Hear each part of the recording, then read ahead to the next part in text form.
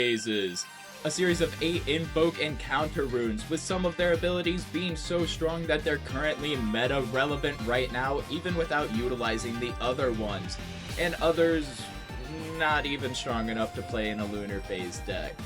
All of these are intended to enable Bull Clips, however, Bull Clips is just a very bad Exodia.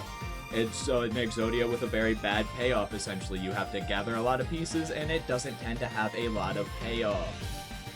However, when you shift through this, a good bunch of the Lunar Phases are extremely powerful, and I did have faith in a part of the Bull Clips line, and that is Voldusk itself. So today, we'll be taking a look at Lunar Phase Control. This list was inspired by Bean Soldier. This isn't his exact list or anything like that, but I did play against him, and he used a Voldusk kind of Lunar Phase deck against me, and I was very intrigued by it, so I put one together of my own. To start out the deck, you've got 3 copies of Voldusk. Now, if you'll notice, we're not playing Aster Rabbit. I'm not a fan of Rabbit. I wanted to see if it was possible to make a deck without utilizing Rabbit, so I wanted to utilize Voldusk as the deck's entire draw engine. Got 3 copies of Werepup, 1 Like a Void. This is so we can search out any of our Lunar Phases, not just Full Moon, so if we already have one of our Full Moons in hand, we can already just search any of the other ones that we need at the time. Like a Void, obviously really strong in tandem with the Full Moon combination. It can just become immune to counter runes on the turn that you play Full Moon and deal piercing damage and just have a spur of a lot of damage. If they don't have anything to block it, you can always just go Werepup, poke over, and then do that. And then you've got Spectress, because Spectaris is really strong right now, especially with Galaxy and all that stuff running around and a lot of the Elestrals relying on their ability. Spectaris is really strong and just shuts a majority of them down. Plus, it's also Lunar, so it doesn't get affected by like Navi or Doppelganger and such like that. And you can also suppress the Doppelganger in order to crash with it, or you can if they go up and stuff, you can make it to where your Elestrals are no longer down if they get suppressed by the effect of Spectaris, so that way you can just Zeus over it or something like that, in addition to ensure that. 3 Eddies, because Eddie is Eddie. It's really strong, plays around pretty much everything with the exception of Galaxy and Gorgon's Gaze. Eddie's just stupidly strong. You really need a way to deal with Rabbit, and this is the best way that you can deal with Rabbit. That's kind of just it. Have Galaxy here, because it plays around Navi, and also Galaxy into Galaxy is kind of the best answer for it half the time. So just have 1 in the main deck. Would be playing more, but this deck is just extremely tight. Like, there's just literally no room for anything else. I just physically can't make room for anything else in it, so that's why we're only playing 1 in the main. Got 1 Elechick, 1 Zeus, would be on 2, but again, extremely tight, so I had to cut down 1 Zeus, because if not, we wouldn't have enough Lunar Phases. Now we're running 1 to 12? Yep, because each row is 10, so we're running 12 separate Lunar Phases, starting out with 2 Lunar Phase New Moons. You have this, it's kind of like an Earthquake. You can utilize it, suppress something, ditch another Lunar Phase, and then kill it. Or if you just want to suppress it, you can always utilize just the 1 cost to suppress whatever you want. Waning Crescent, it's just a mini Ambrosia. Also, when you discard it for stuff like New Moon or anything like that, you can just cycle your deck, which just means draw a card, discard a card, and that can be extremely strong also. But I mainly just use it as a mini Ambrosia. Got 2 Waning Gibbous here, you can utilize this to search your Voldusk. One thing that's good to know is if you utilize your Full Moon already, you can utilize the Waning Gibbous, put it back into your deck, and search for your Voldusk, which is extremely nice. Got 2 copies of Waxing Gibbous here. This is partially for the mirror matchup, and also we have a lot of Lunar Elestrals, so we can utilize it as like a combat trick in order to send our Voldusk back to defense.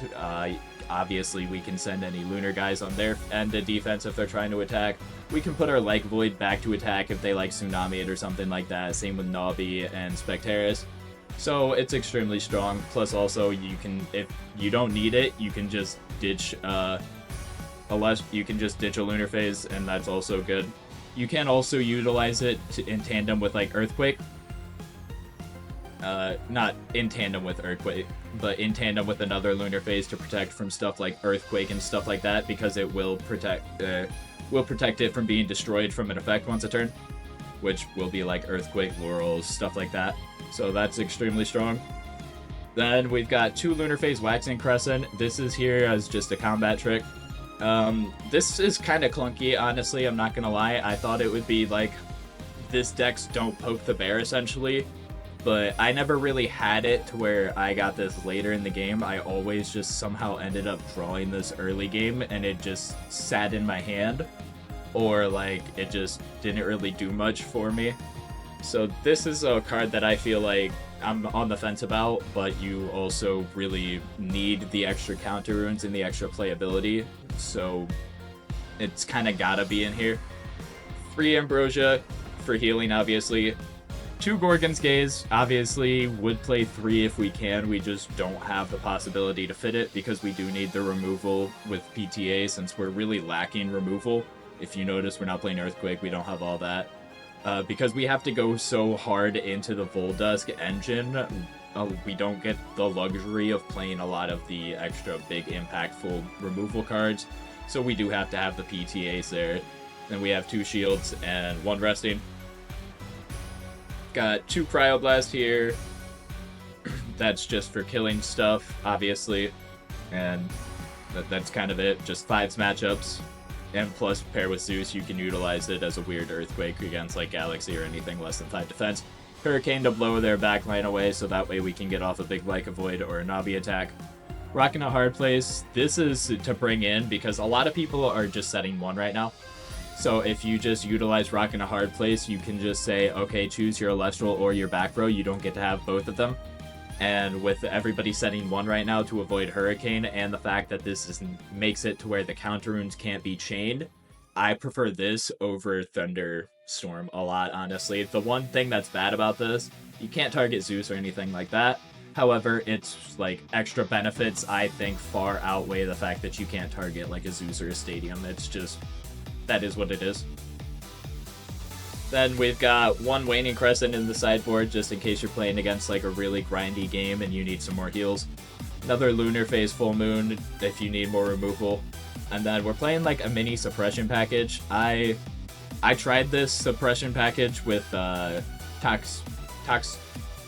is it? Night Venom, that's what it is. Toxeria is obviously this one. I like this one, I don't like the Night Venom. However, I saw Burlock citing in the Necrolith with it, and I did really like that. This is Burlock is also where I got the Rockin' a Hard Place too. And then you've got the Dense Fog package with it. Galaxy, for if they're on Galaxy, you can easily just cite it in, or if they're like, you know, they're on Navi or stuff like that. Then 2 Tsunamis just to blank an entire battle phase if you need more not combat tricks, but if you just need more protection. Without further ado, let's get into some gameplay. So we start off this game in one of the best ways possible, just by placing our Werepub onto an empty board, so that way we can ensure we get our full moon. Quickly shuffle up our deck, obviously, after the search. And then we're going to put that to hand.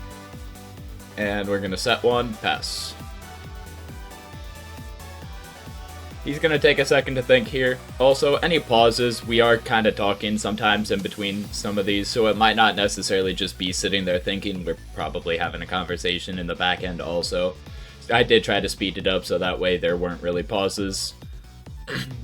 None of it should really be too bad, with the exception of this first little conversation and thought process here.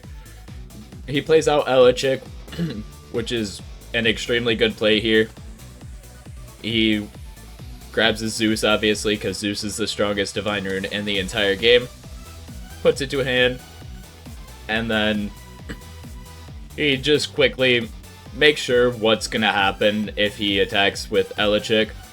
And I kind of go through, I'm starting to explain to him the process of what happens on how you either have to declare Full Moon beforehand, giving your opponent an opportunity to re-declare the attack or just ignore it, or you play Full Moon during damage step, where Pup essentially goes away and then you like take 1 damage and play out the Like a Void afterwards.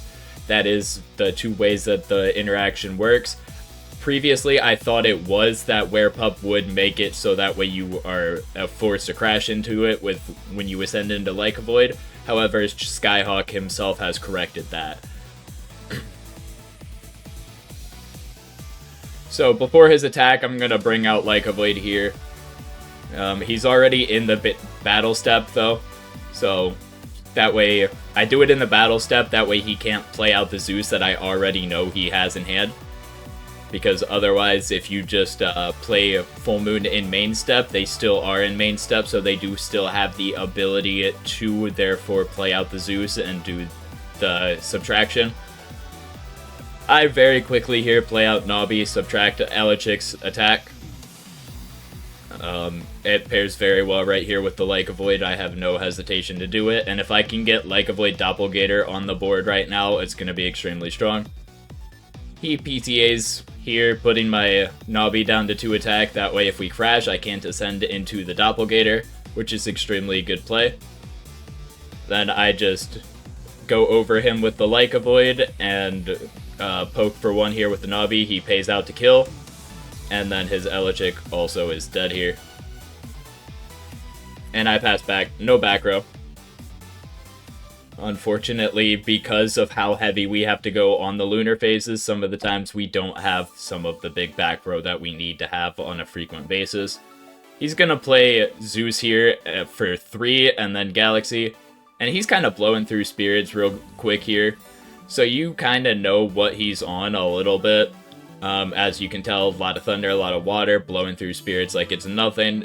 I've got a little indication of what he's on, but I still really don't have much in hand to do about it. But I do need to out this Galaxy before it becomes too much of a problem. So I set the Voldusk in attack, play out New Moon so that way I can utilize it to suppress. And then I'm debating looking at spirits in my hand. Realize I probably don't have a good ability to just discard a lunar phase and kill. So I play out Zeus, subtract the Galaxy's attack, and poke over it with the Voldusk because it's currently suppressed right now, so that means it's a 0-2 at the moment. He's gonna quickly play out a Quackle here, reviving his spirits. And then he only grabs 2 here. Little bit of a mismanagement, I guess. He just didn't have enough to have it, or have all 3. And then he tries to utilize Quackle to attack. But because I have 2 different lunar phases in my graveyard right now, I flip up the Waxing Crescent, giving Voldusk +2 attack, and his Quackle kills himself on me. However, that Quackle did literally just get 4 spirits worth of advantage, because it healed for 2, and then I spent 2 in order to kill it, so even though he killed himself, it's still in a good spot for him. And then I expend a draw, I go to play out Voldusk, very quickly realize that I can't do that, obviously. I don't even get the spirit on it, and then I just pull it back to hand, so I just casually show my opponent that I have another Voldusk in hand. So then I play Ambrosia, move Voldusk to defense, and pass. He's gonna set 1, he thinks for a little bit here, and I'm pretty sure he ends up expending a draw. Yeah. He grabs his spirit deck real quick here. Counts and then gives an expend a draw. And then I draw for turn here.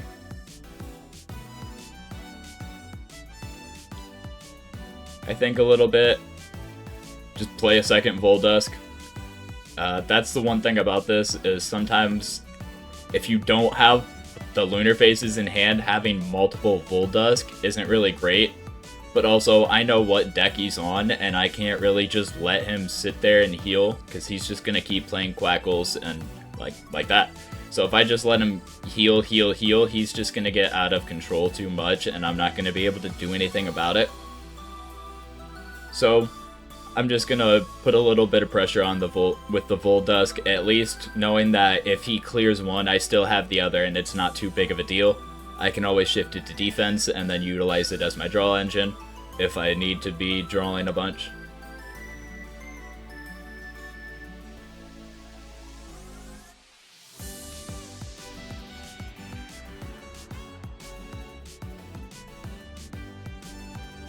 Now, I'm not really sure what we're talking about right here.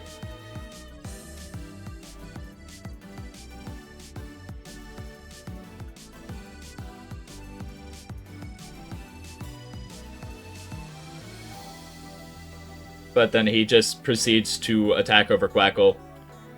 Or attack over Voldusk with his Quackle. I think we were probably just talking about how broken the Heal Stall deck is. So I'm gonna play out Spectaris here, and he's gonna PTA it, rightfully so. He's like on Heal Stall, so he really doesn't care. As long as he can kind of keep my board from going really wide, he should win a majority of matchups.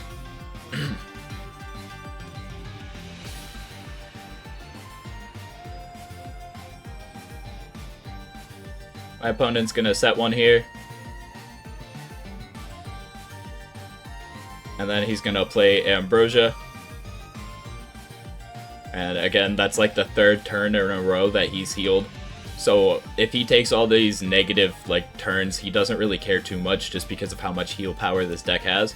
He's gonna play Eddie, quickly swing over, no effect obviously, and then pass it back to me. I'm gonna play out Galaxy here.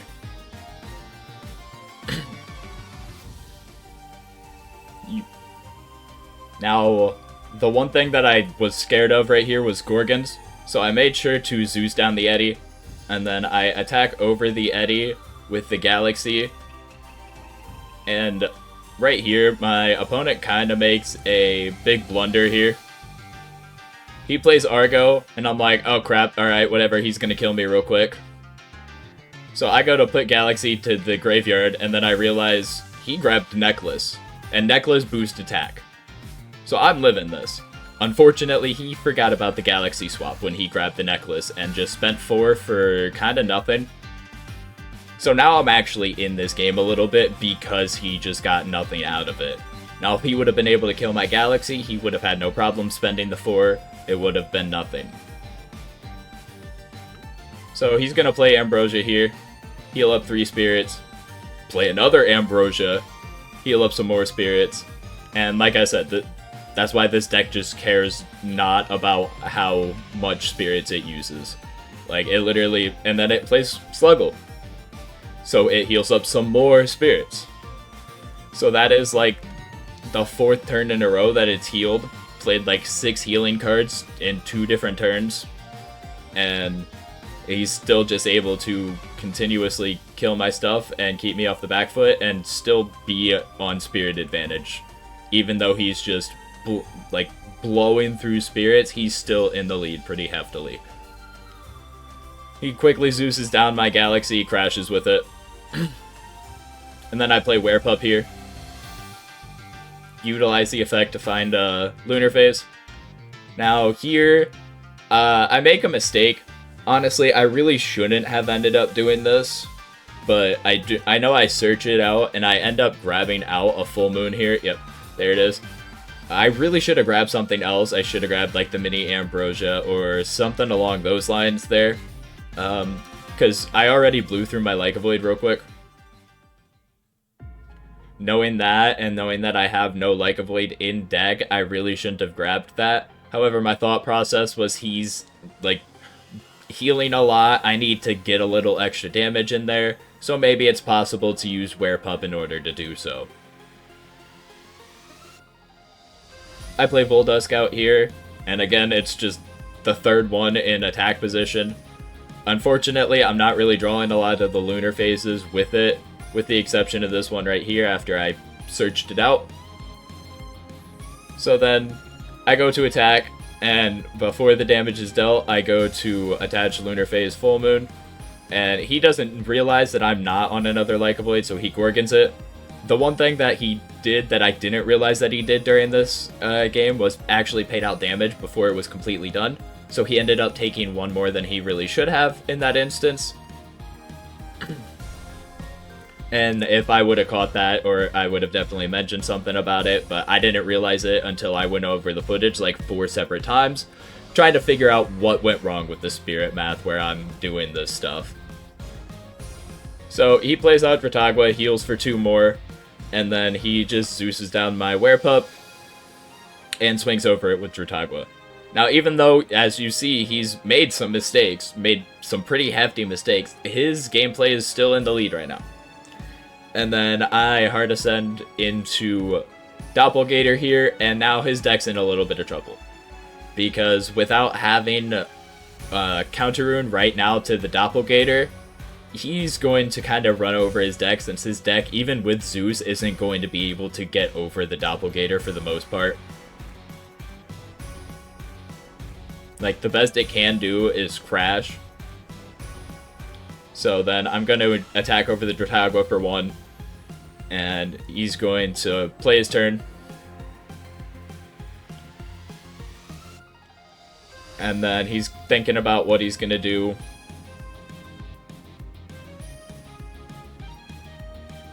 And pretty sure he just ends up expending to draw here.